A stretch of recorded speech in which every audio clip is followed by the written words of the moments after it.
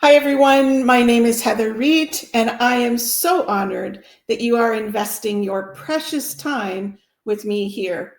So I use the pronoun she, her, and for those using accessibility technology, I'm a 61-year-old female, and I've got ash-colored hair, red glasses, and I'm wearing a navy top, and I'm coming to you from my home office. As a reminder for every episode of Event Contracts Exposed, I am not a lawyer, and nothing that we discuss here should be considered legal advice. This LinkedIn Live episode is all about education, insights, and practical strategies offered by a seasoned, some might say old, event planner, which is me. So for those listening live or on a replay, I would love to see your questions about event agendas in the comments. I am curious about what you want to know, and I'm eager to help you find answers. So let's dig into the learning for today. Today's episode I called Event Agendas, Avoiding Contracting Pitfalls. So the description, if you saw that for today's episode, said that the event agenda often hides small mistakes, or I think more importantly, omissions that can create big problems on site. Yes, there are often inaccuracies in the draft contracts that we receive from our supplier partners, which we need to scrutinize and correct. And then there are often omissions in the draft contract that we as planners need to bring up, discuss, negotiate, and contract. So, what is the event agenda? Well, you might know the event agenda to be called a function agenda. I'm going to use the term event agenda. It's the one I'm most familiar with.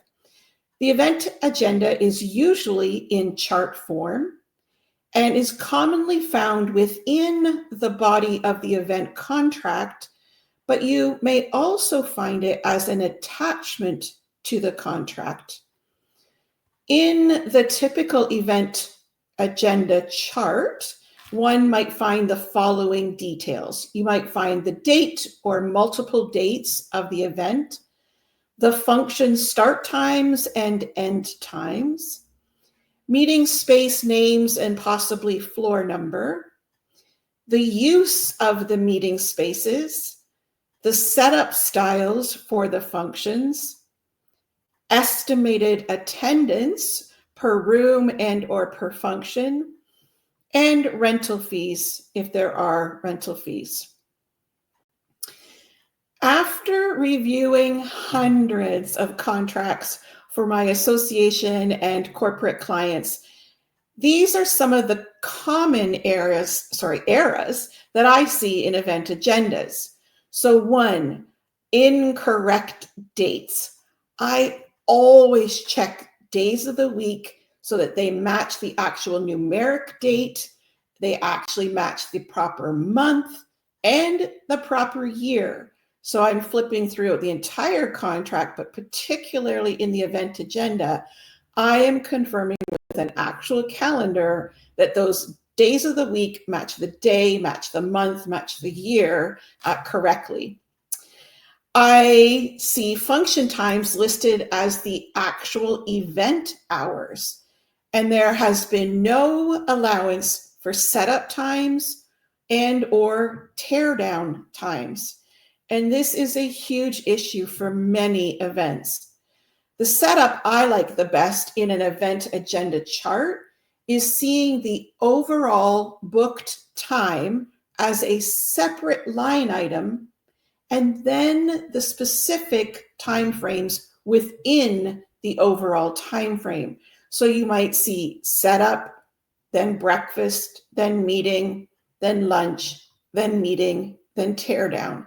So if the supplier partner wants specificity, show it as the overall time, but then also provide the breakdown.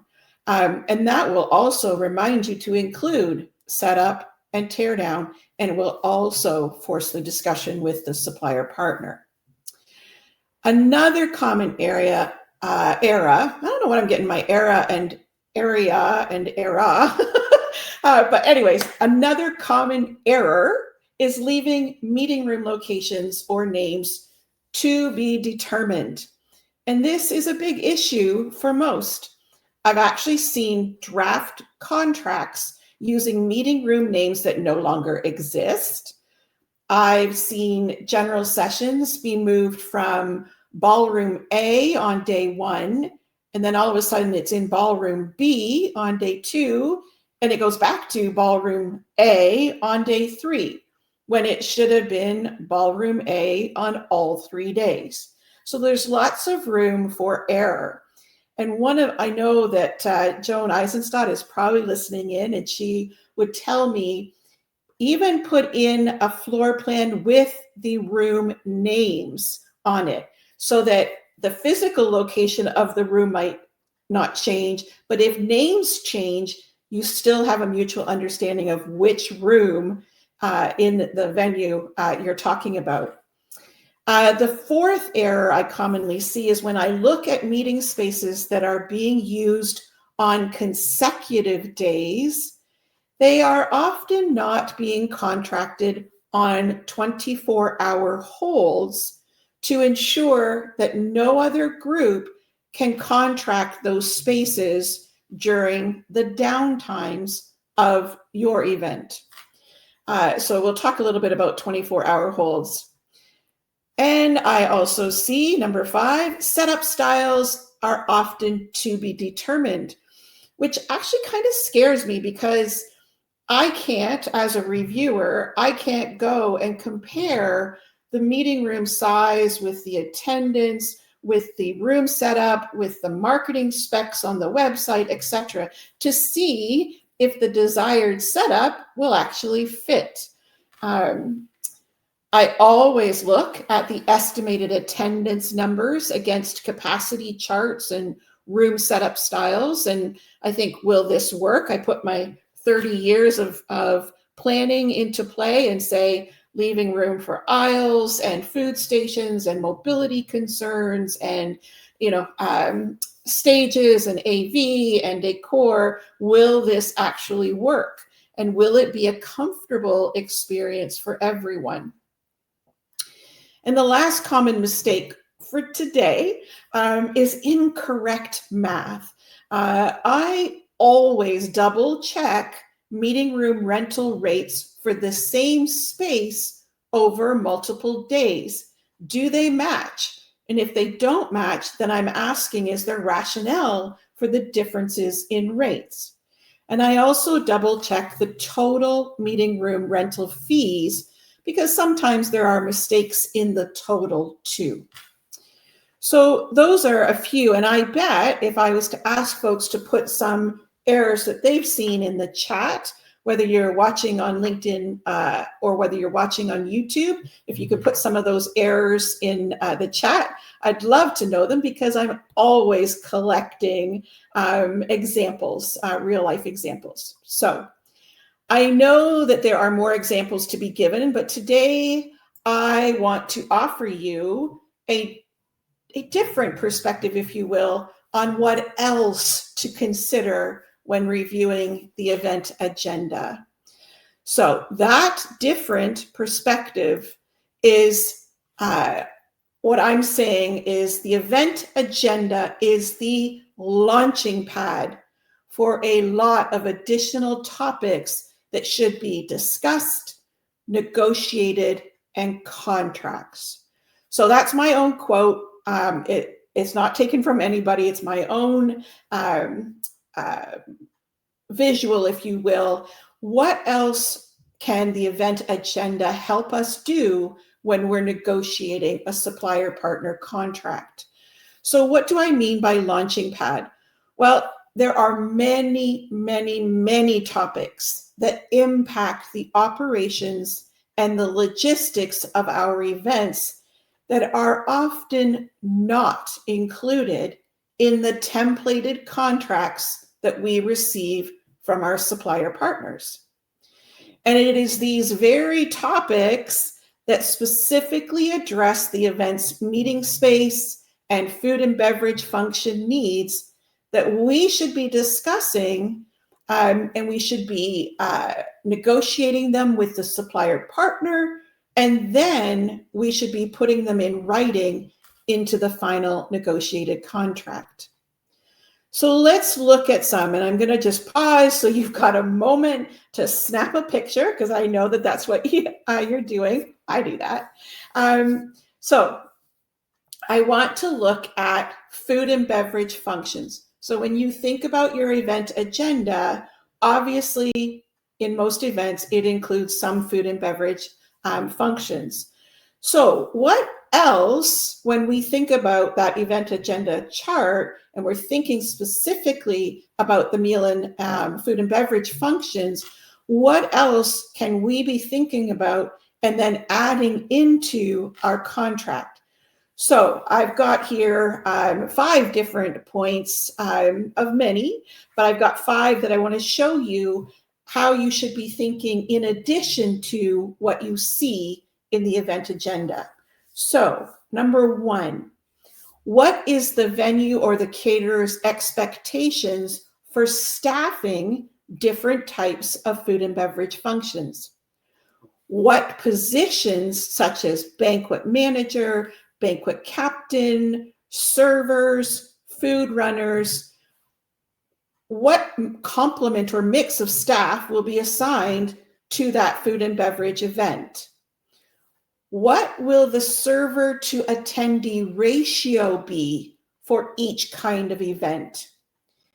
If a negotiated ratio is not contracted, the venue or the caterer is left to determine what is reasonable for service staff. And their definition of reasonable may not match up with the client's expectations. So, do you want to ensure that your gala evening, the dinner, has a 1 per 20 attendees ratio per server? Or do you want the industry standard that might be more like 1 server per 32 attendees?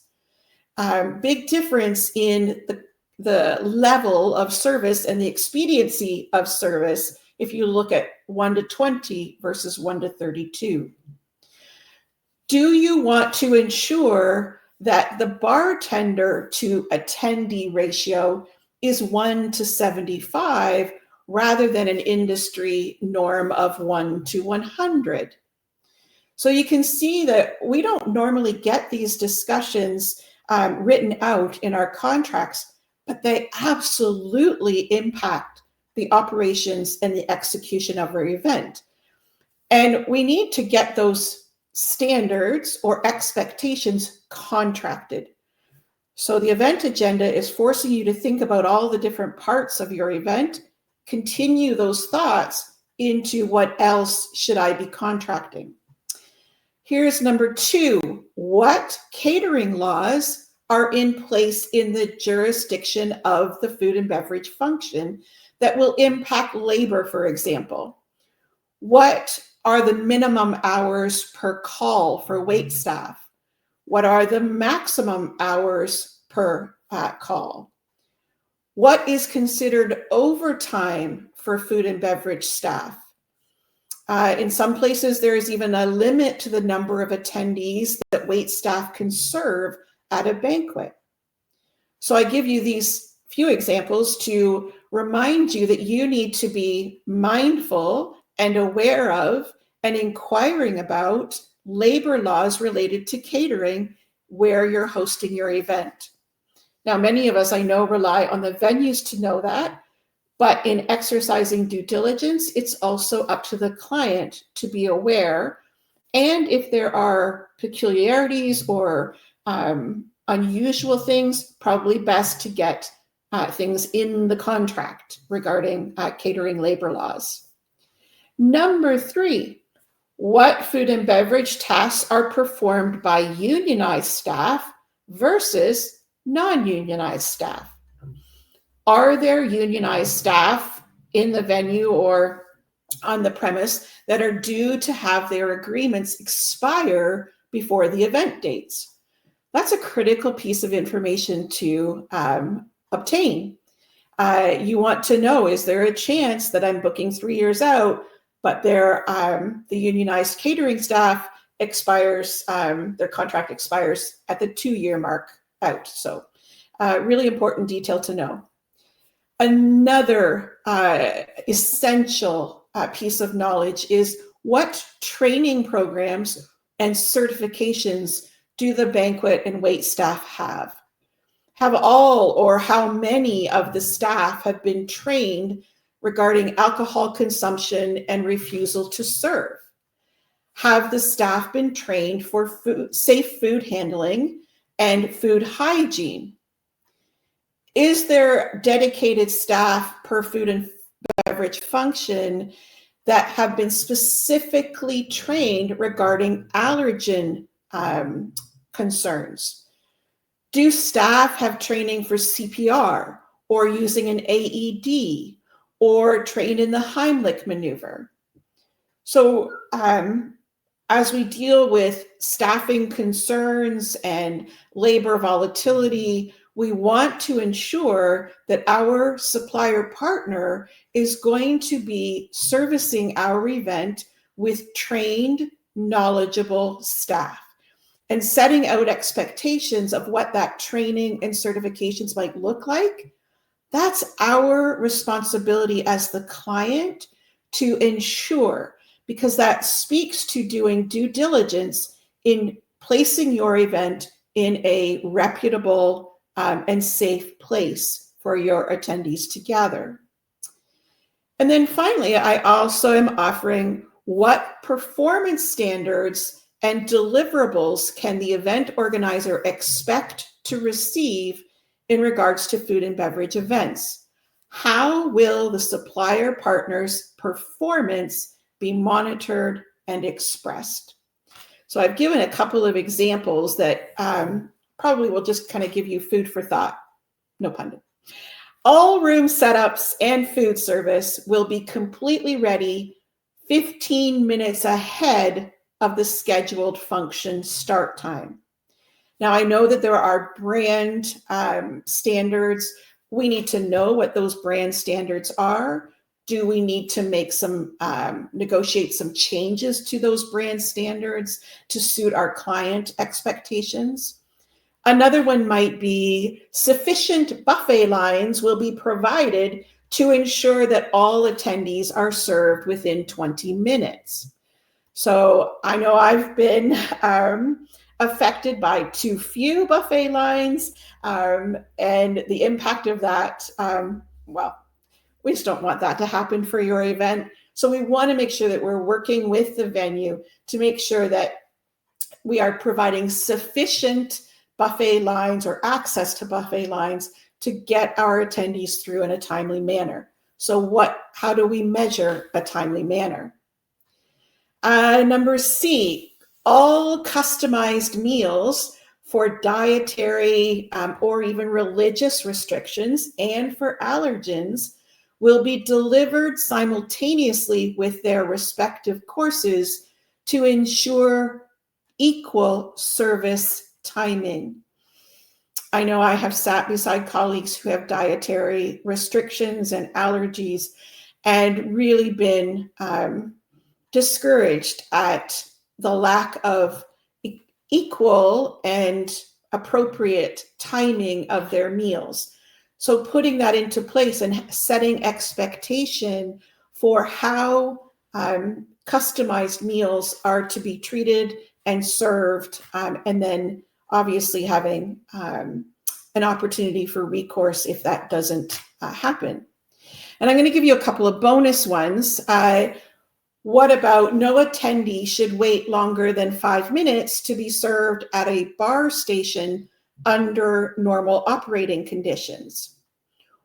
Or what about past beverage trays? So if you think of butlered flutes of wine or champagne or whatever, will begin circulating within 5 minutes of the event's official start time or attendee arrival. If you're doing poured wine at a gala dinner, Perhaps it is that the wine will be poured within 3 to 5 minutes of attendees being seated and refilled as necessary until the entree course is is completed. So each client is going to have their own expectations as to what constitutes good performance, great performance, stellar performance, and getting those expectations into the contract makes it so much easier for everyone. If a contract is silent about the client's expectations, then there's very little recourse afterwards to discuss and perhaps compensate or mitigate for shortcomings. So that's the event agenda in regards to food and beverage functions.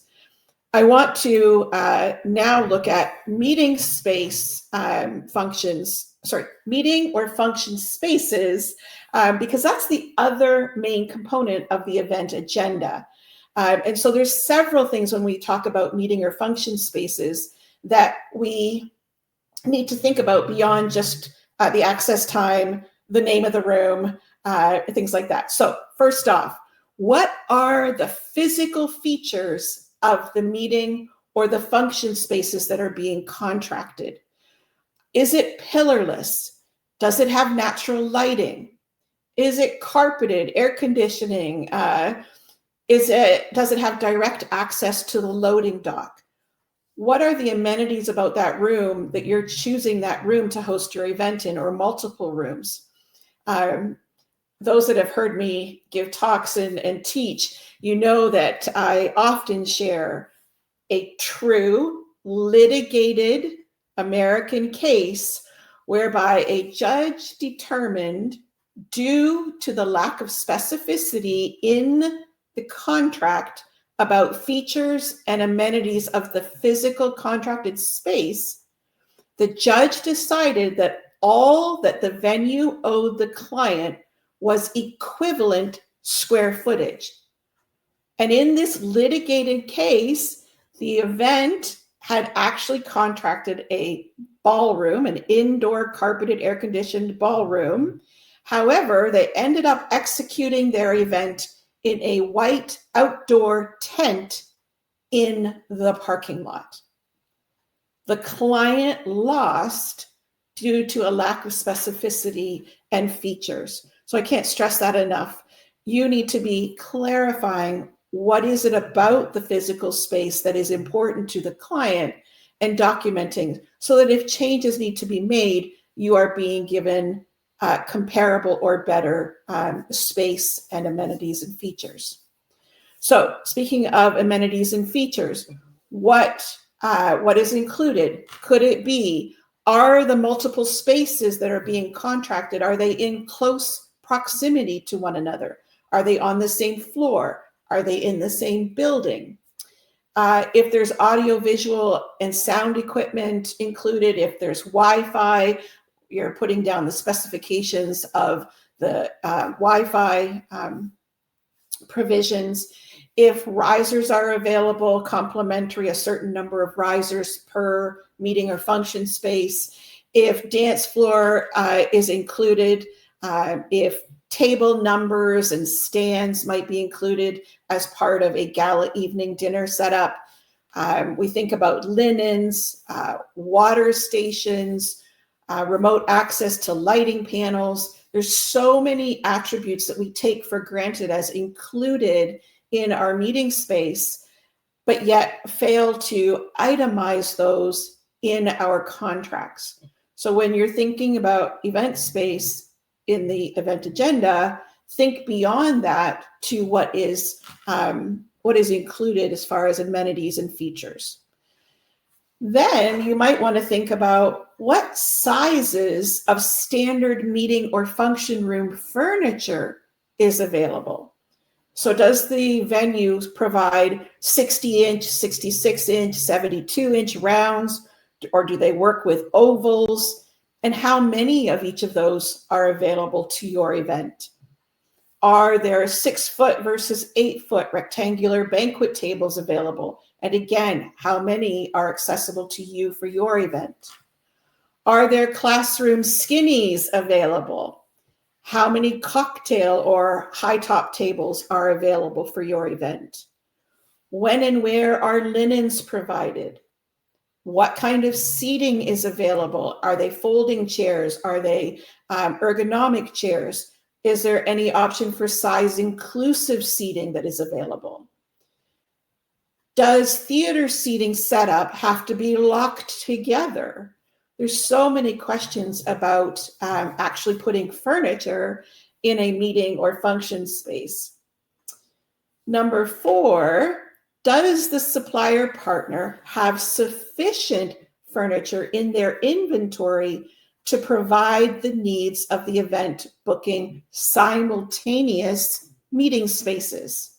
So, what inventory has already been committed to another contracted event, somebody else's event? Will the supplier partner agree to put in writing that your event will be furnished with standard furniture simultaneously across all of your spaces without incurring rental costs? And then finally, we're going to finish up with, again, some supplier partner expectations for performance standards and for deliverables. So one might think about that the room setup will be complete by a defined amount of time before the event starts to allow for the event organizer to have rehearsal time in the space, to add any decor installations, to facilitate the placement of table gifts, etc. The second example, the supplier partner will not substitute smaller or different furniture without the event organizer's written approval. A third example, the supplier partner will treat the event organizer's contracted outside third-party suppliers. That's a mouthful. So I'm going to say the supplier partner will treat the event organizer's contracted outside third-party suppliers in a similar and equitable way as they do their own preferred in-house suppliers. So thinking about audiovisual, thinking about decor, thinking about graphics, branding, etc. And I got to give you a couple bonus ones. Here's one. The supplier partner is willing to conduct joint inspections of the meeting or function spaces with a representative of the event organizer, both before any access to the spaces has happened and after vacating the spaces. Quite often you'll see reference to damages. How is that established? How do we know that damages are done to your space by you? And then another final one, bonus one, is that only in the case of an emergency will the supplier partner be able to change the meeting or function space without the express written approval of the event organizer. For those that follow me on LinkedIn, and if you don't, it's Heather E. Reid. I issued a wording warning graphic about a month ago, and it was exactly on substitute space. And the contract that I was reviewing indicated that if the event organizer required the supplier partner to agree not to substitute space, additional charges would apply. To which I wrote, WTH, folks. We have to pay for the venue to not substitute space for the ones that we contracted. So anyways, lots and lots and lots of things to think about. So I hope what you have heard here today has given all of you listening a lot to think about and to really reconsider how you think about the event agenda in particular. When I review a contract, I spend a lot of time focused exclusively on this part of the contract. I spend time reviewing what is there, is it all correct? And I spend even more time considering what isn't there or in the contract anywhere that impacts the operations and logistics of the event. So the next time that you review an event agenda, please promise me that you too will consider it as a launching pad for a lot of additional topics that need to be discussed, negotiated, and contracted. So before we close out, as usual, if you are interested in learning more about event agendas and so much more, I would encourage you to take a look at and consider the Certified Event Contract Professional Credential Program.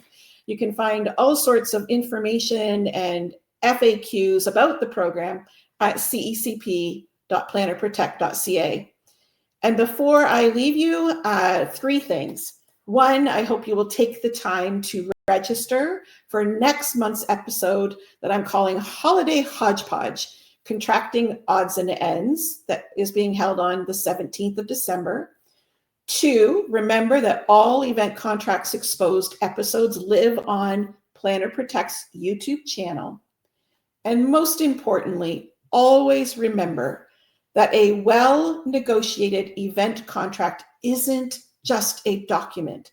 It's your power, it's your protection, and it's your peace of mind. Bye for now, folks.